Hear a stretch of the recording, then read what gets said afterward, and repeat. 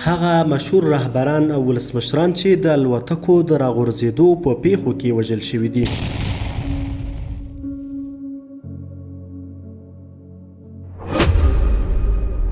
د فلیپین ولسمشر رامون ماګسایسای لومړنی ولسمشر دی چې د الوتکې د راغورځېدو په پیښه کې خپل ژوند له لاسه ورکړ. نوموړي د 1950 میلادي کال د مارچ د میاشتې په 18 نیټه د فلیپین د هوایي ځواکونو اړوند په یوې الوتکه کې له سیبو ایالت څخه پایتخت منیلا ته داخلي سفر درلود چې په لاره کې یې الوتکه رانسکوره شوه او نوموړی پکې ووژل شو. له هغه 9 کاله وروسته د عراق ولسمشر عبدالسلام عارف د 1966 میلادي کال د اپریل په 14 نیټه د عراق په جنوب کې د بصرې په ښار کې د هلیکوپټر د راغورځېدو په پیښه کې خپل ژوند له لاسه ورکړ.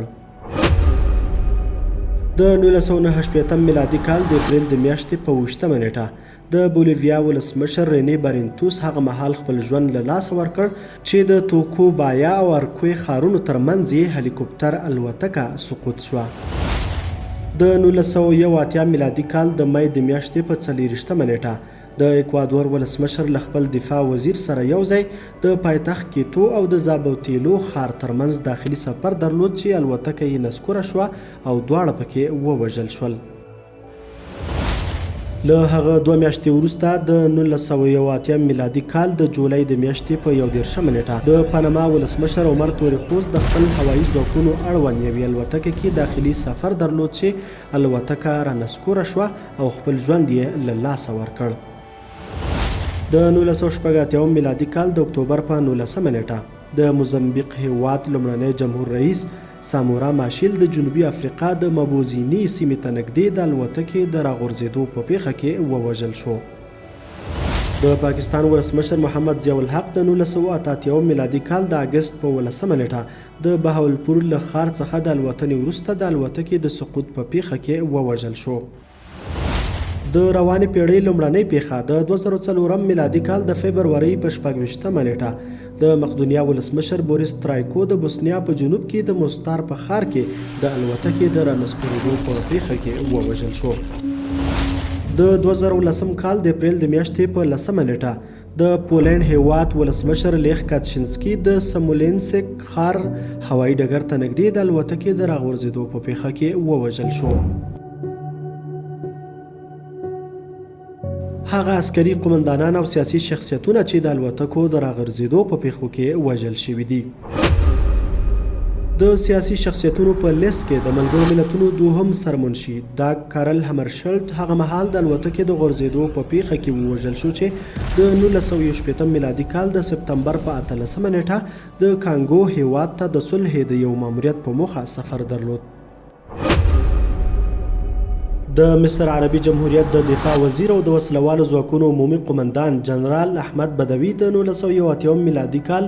د مارچ د میاشتې په 2 نیټه د مطروح ولایت د غربي عسکري سیمې ته نږدې د الوتکې د رانسکورېدو په پیښه کې ووژل شو. د عراق پخوانی دفاع وزیر عدنان خیر الله د 1989 میلادي کال د می د میاشتې په 4 نیټه هغه مهال د هلیکوپټر د راغورځېدو په پیښه کې ووژل شو چې پلازمینې بغداد ته په لاره روان و. د 1990 میلادي کال د اپریل د میاشتې په 3 نیټه د امریکا متحده ایالاتو د اقتصاد وزیر رون براون په کرواتیا کې د دوبروفنیک سیمې ته نږدې د الوتکې د راغورځېدو په پیښه کې ووژل شو. د 2015 میلادي کال د جولای په 13 نیټه د سودان د ولسمشر لومړی مرستیال جون کرنګ هغه مهال د هلیکوپټر د راغورځېدو په پیښه کې ووژل شو چې له اوغندا څخه جنوبي سودان ته په سفر روان و. د 2014 میلادي کال د جنوري د میاشتې په 9 نیټه د ایران د انقلابي ځواک د پلي ځواکونو عمومي قومندان احمد کاظمي د ایران په شمال لویدیځ کې د رومي ښار ته نږدې د الوتکې د راغورځېدو په پیښه کې ووژل شو. او تازه په تازه د ایران ولسمشر ابراهیم رئیسی د چورلکې د راغورځېدو په پیښه کې ووژل شو.